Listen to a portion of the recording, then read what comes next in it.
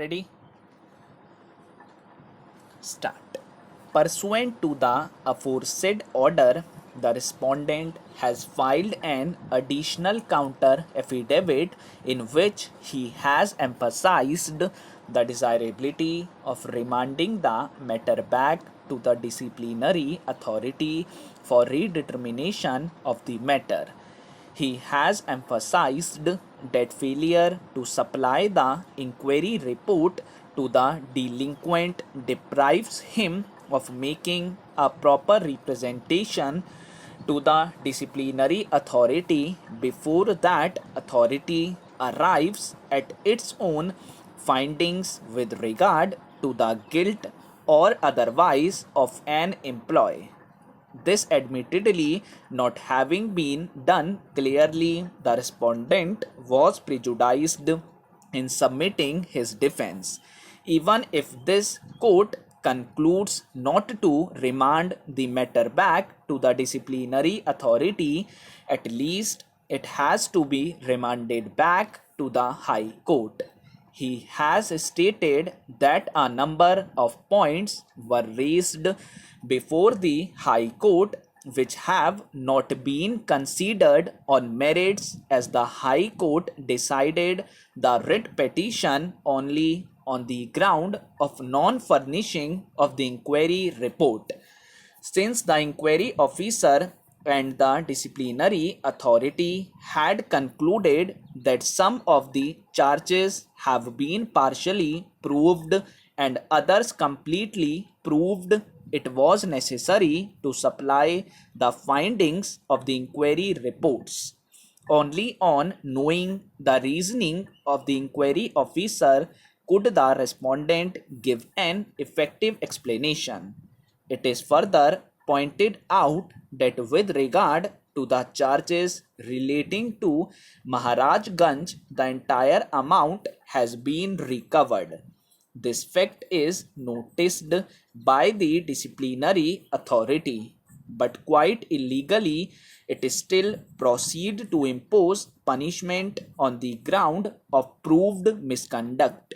Since the disciplinary authority arrived at the decision on the basis of charges which were partially completely proved, it was not possible to defend during personal hearings.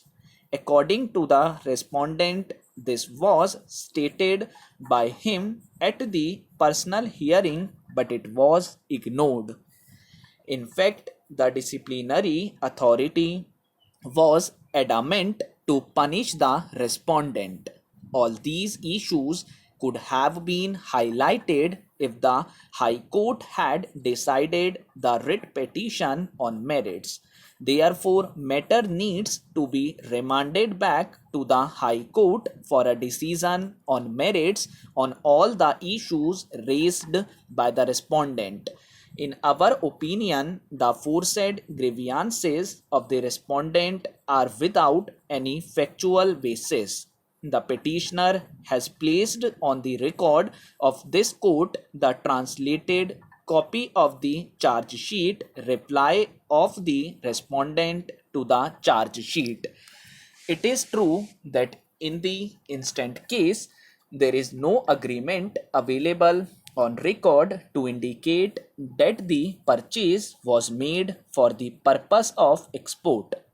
In the absence of the said document, it is not possible to specifically state as to whether it was clear that the sale or purchase between the parties, dealer and the purchaser, was inextricably linked with the export of goods. It is only when a claim is established, the claim under Section 5 of the CST Act would be justified.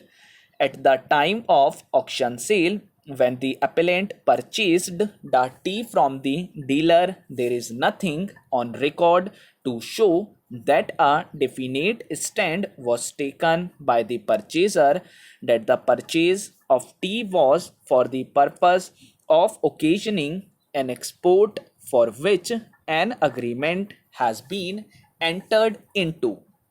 since no such claim was made at the stage sales tax was realized, which was paid to the government by the dealer.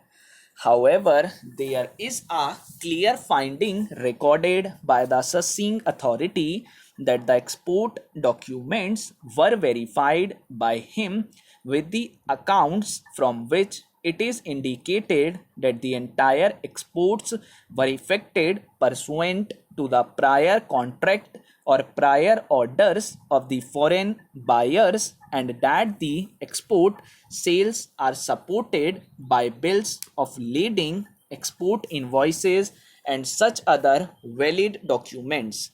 In the light of the said findings, the Sassin authority allowed the exemption, clearly holding that the claim for exemption was genuine. The next two authorities, namely the appellate authority and the tribunal, agree with the said findings, and there does not appear to be any serious challenge to the said findings before the said two authorities. So far as the refund is concerned, the assessing authority, the appellate authority, as also the appellate tribunal have clearly recorded a finding that when a dealer has paid the tax in excess of what is due from him, it has to be refunded to the dealer in as much as the dealer is entitled to receive a refund if tax is paid in excess of what was due from him.